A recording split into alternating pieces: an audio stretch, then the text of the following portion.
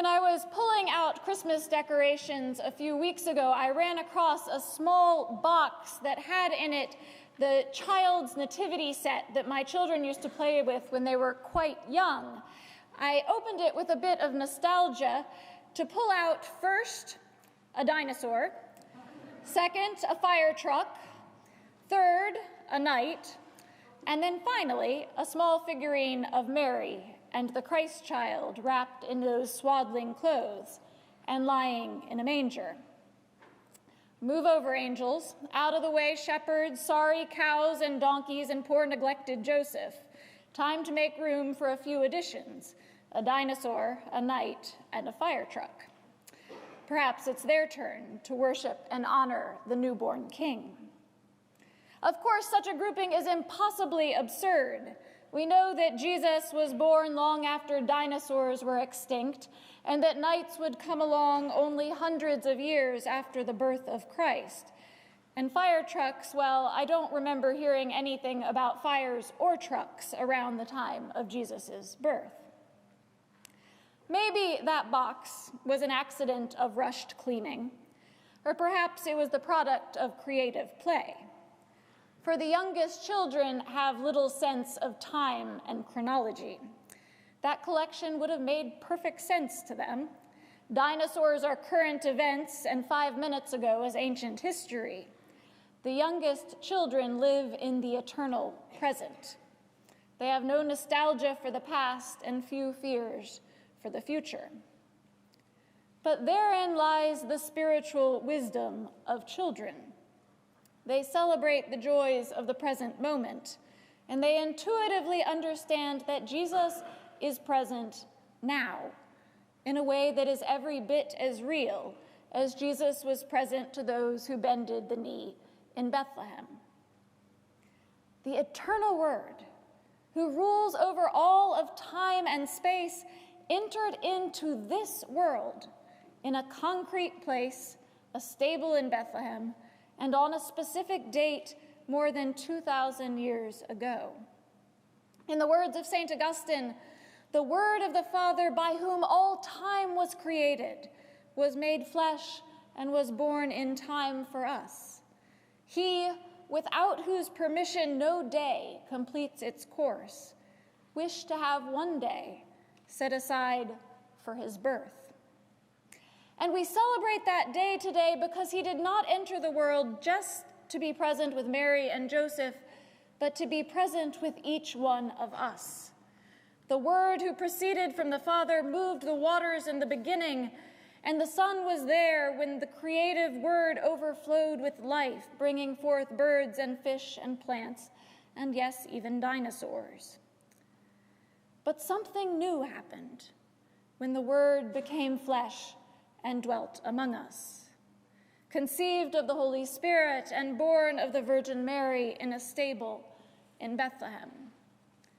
On that night, God entered our world as one of us, to share in our joys and sorrows, the mundane and the exciting parts of our life.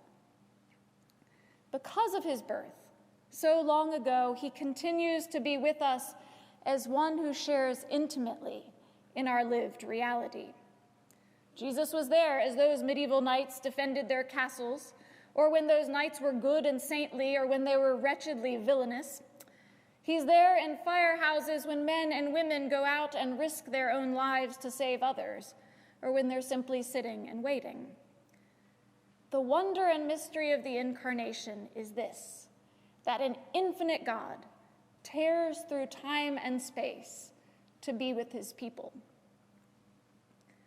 This fact has so sparked imaginations for centuries that for a long time it was very common for artists and patrons to paint themselves in the middle of the scene. Maybe one of the shepherds looked a bit like the patron, or maybe a small kneeling figure would look like the artist. And we can understand that desire to be there and to be close to the holy mysteries, to experience the wonder of that first Christmas firsthand. Who wouldn't have loved to see that star or to have heard the angelic song, if only we could have peeked at that holy family as they rested? But that impulse, I think, gets it backwards. The Christmas feast shows a God who painted himself into our world, and not the other way around. St. Francis's Christmas creche, she's often given credit for the first manger scene erected in the town square, seems more to the point. When Francis realized that the chapel of the Franciscan hermitage in his town was too small for the Christmas crowds, he found a space near the town square, carved out of the rock. And in order to excite the people and stir them up to devotion, he prepared a manger and brought hay and an ox and an ass. And everyone was summoned to that public space, and everyone ran together and sang psalms and prayed. And moved to tears as he preached, Francis recognized the truth of this feast. God is with us. In worship, yes, we have a manger scene up here. Feel free to look at it later this evening or as you come up for Holy Communion. But it's also good for us to have these reminders of God's presence in our lives in a town square or in a firehouse, in a castle or a hospital or a prison. Let's see Christ's place, eating dinner with your family, or with the widow watching TV, or with the student studying, or with someone reading the morning paper before they head off to work.